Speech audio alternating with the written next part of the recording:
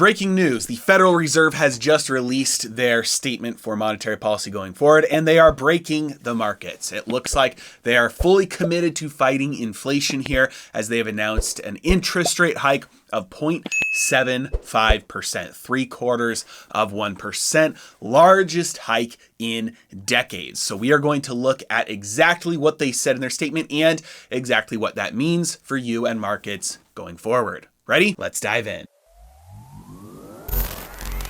All right, let's take a look. I have their statement up in front of me. We're going to look at this kind of line by line here. So, number one, overall economic activity appears to have picked up after edging down in the first quarter. This is very backwards looking, and I do not think that when the final economic activity numbers come out for Q2 of this year that we are going to see an increase in GDP. I think we're going to see a further decline in GDP for quarter 2 of this year, which means that we are currently in a technical recession.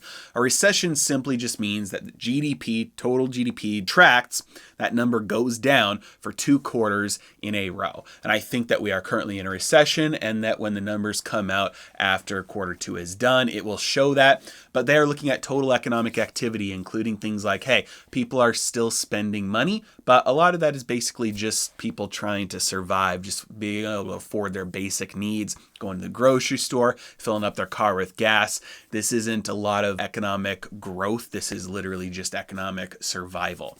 Next, job gains have been robust in recent months, and unemployment rate has remained low. Job gains have not been robust in the last couple of months. I've talked about this recently, but jobs are starting to disappear like crazy. There are still some industries hiring, but like 6 months ago, everybody was hiring. Nobody could find anybody to come work for them. People were offering bonuses, cash bonuses, just to come in and take an interview.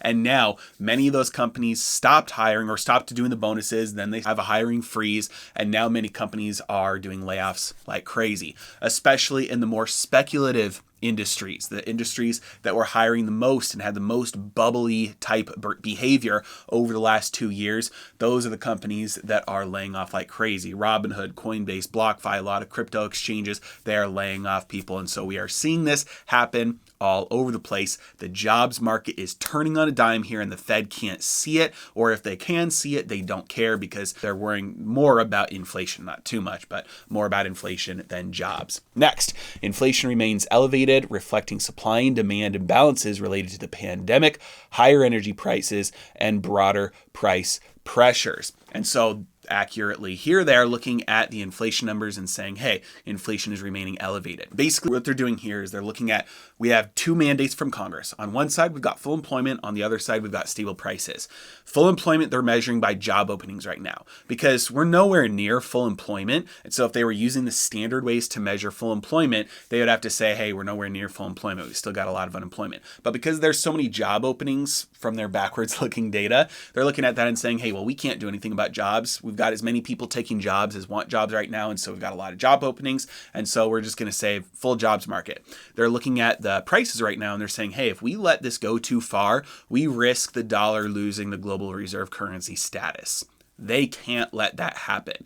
And so that's really their main concern here, is making sure that prices don't start to get away from them, because if the world starts really dumping dollars, that's game over. That's the end game. The United States power, the majority of it rests on the fact that the dollar has purchasing power around the world. Because you even look at the military power, well, the military has power because you've got a lot of soldiers. You've got a lot of people in the military who are taking dollars for their paycheck because those dollars are worth something. They can buy something with them. What happens if the dollar becomes worthless? Suddenly the United States government is bankrupt and that power evaporates overnight. And so everything rests on the purchasing power of the dollar. And so it's possible they're looking at this with fear and saying, hey, no matter what, we cannot let the purchasing power of the dollar erode, hyperinflation. We cannot let the dollar collapse. We're going to attack inflation. And now if we look at what they did as a result, we're going to skip ahead here, look at the implementation note. These are the things that they actually did. So number one, they are increasing interest rates by 0.75% to get their target range of 1.5 to 1.75%. This is a 0.75% hike in the federal funds rate, biggest rate hike in like 28 years, I believe it is. From their point of view, very aggressively attacking inflation. Now, I've talked about prices and booms and inflation going up. That is something that is unsustainable. Without any action, that'll eventually fall back down and you get the bust that is the result of the boom, because the boom was the result of an artificial expansion of the money supply. And so that eventually contracts because it's built on credit.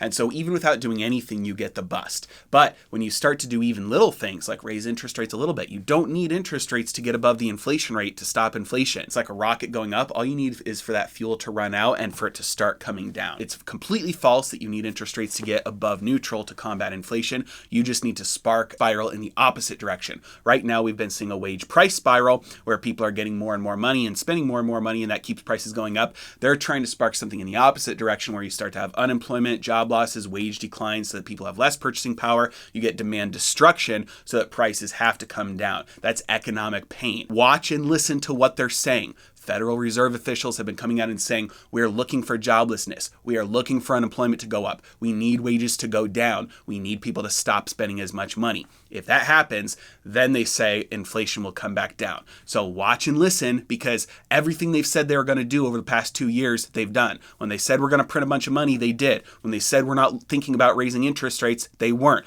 When they said we're going to start raising interest rates, they were. When they said we're going to start selling assets off our balance sheet, they were. So now that they're saying we're going to cause unemployment and cause wages to go down and cause economic pain, to cause demand destruction, to put inflation down, listen to them. It's happening. They are doing it. And apart from major financial institutions, Chase, Bank of America, Wells Fargo, saying we're insolvent and the entire financial system is about to collapse, they will continue on this path. The next thing that I think is the most important thing that we're going to look at here, last thing, is reverse repurchase agreement operations at an offering rate of 1.55% with a per counterparty limit of $160 billion per day. We're going to take a look at the reverse repo facility here. The reverse repo facility is right here. They have continued to allow this to suck in cash. Every time they raise the federal funds rate, they have to raise the interest rate they're paying in the reverse repo facility to keep it 0.5% above. So their target range is 1.5 to 1.75. So the reverse repo rate is 0.05% above. They've continued that since right here. Federal funds rate was 0. They raised this to 0.05. They wanted to start to suck cash into the reverse repo facility. Once that turns around, that's a major signal. I think that'll be the first thing that they do to start to turn around and try and stop some of the deflationary forces that they're causing right now.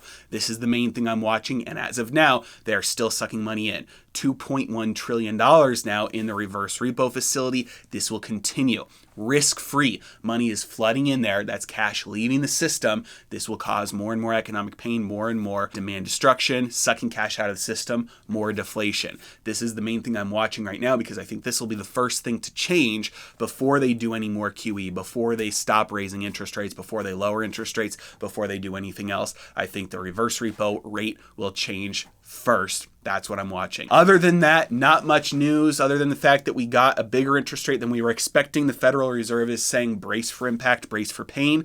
And I think we should believe them, because they've stuck to their word so far on what they were going to do. Things were easy when they were buying stocks. As soon as they stopped buying stocks and got caught for insider trading and said, okay, now things are going to start getting painful, they stuck to their word. We should have believed them. When somebody tells you who they are, believe them the first time. And so that's what I'm doing here. And if anything changes, I'll be the first one to let you know. As always, really appreciate you guys. Thank you so much for watching. Have a great day.